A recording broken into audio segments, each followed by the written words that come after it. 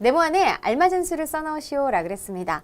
몇십 나누기 몇을 했더니 몫은 두 자릿수, 나머지는 6입니다. 자, 그러면요. 대체 0하고 6만 보고 우리가 이 나눗셈식을 어떻게 완성할 수 있을까요?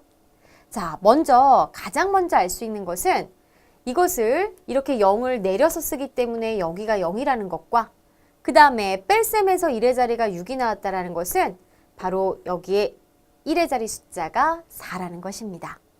자, 그리고 한 가지는 나머지가 6이라는 거는요. 나누는 수는 나머지보다 어때야 돼요? 커야 되잖아요. 그래서 나누는 수가 될 수 있는 수는 7, 8, 9, 셋 중 하나라는 것이죠. 그러면 7일 때를 한번 생각해 보자고요. 자, 만약에 여기에 7이 온다면 이때 몇십사, 이게 이제 유일한 단서죠. 자, 이 몇십사에서 7 곱하기 몇을 했을 때 1의 자리 숫자가 4인 경우를 생각을 해봅시다. 그럼 7 곱하기 얼마일 때 7이 14가 되는 거죠. 그 다음에는 또 있나요? 7에 대한 곱셈 구구에서는 없어요. 그럼 만약에 여기가 8일 때도 한번 생각을 해볼게요. 8일 때는 8, 3, 24가 있죠. 그 다음에 30, 8, 4, 32, 8, 5, 40. 그 다음 8, 6에 48에다가 8, 7에 56, 8, 8, 64니까 8 곱하기 8, 8은 이렇게 두 개가 있네요. 그 다음에 9가 왔을 때를 대비를 해서 자, 몇십 4가 나오는 걸 따져보면 9 곱하기 몇이에요?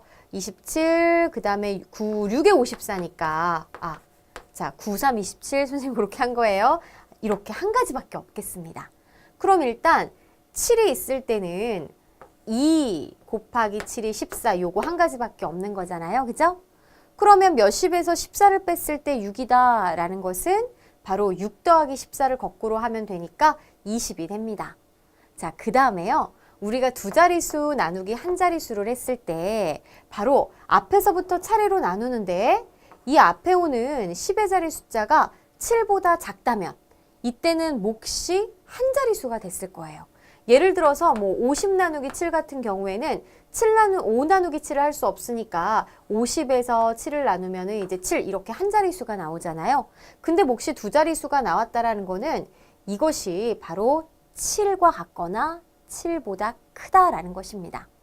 그럼 만약 70이라고 했을 때는 여기 한 번 들어가니까 7이 되겠고 7 빼기 7이 2가 나오지 않으니까 여기는 7이 아니라 8이 됐을 때는 자, 이건 어때요? 여기서 7일 텐데 여기 한 번밖에 안 들어가면 그러면 이것이 빼갖고 2가 나오려면요. 거꾸로 더해서 이것은 9일 수밖에 없는 것이죠.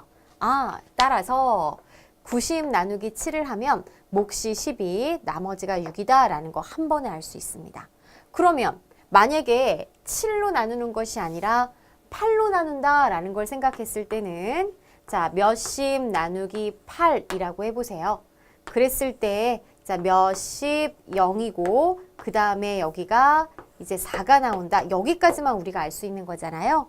그러면 이때 앞에서 8 곱하기 3이 24니까 만약에 이 몫의 1의 자리 숫자가 3이라면 여기가 24가 되는 거고 이것은 30이 돼야 되겠습니다. 그럼 여기에서 나누어지는 수는 10의 자리 숫자가 8이라든지 아니면은 어때요? 네, 8보다 커야 되는데 8이면 80 나누기 8은 그냥 몫이 10이잖아요. 그죠? 그래서 8은 아닐 거고 9라고 했을 때는 한 번 들어가면 여기가 8이니까 9 빼기 8은 1이 나올 수밖에 없는 거죠. 그래서 안 돼요. 만약에 여기가 3이 아니라 8이라고 했을 때는 더 큰 수가 나옵니다. 그럼 이것은 64 더하기 6이니까 이제 70이 되면서 자, 9 빼기 8을 했는데 7, 이거 안 되는 거죠. 그래서 여기에서 안 되고 만약에 이제 나누는 수가 9라고 했을 때 자, 이때는 90밖에 없잖아요. 그죠? 그러면 90 나누기 9는 10이니까 바로 여기에서 이러한 나눗셈이 진행되지 않겠죠.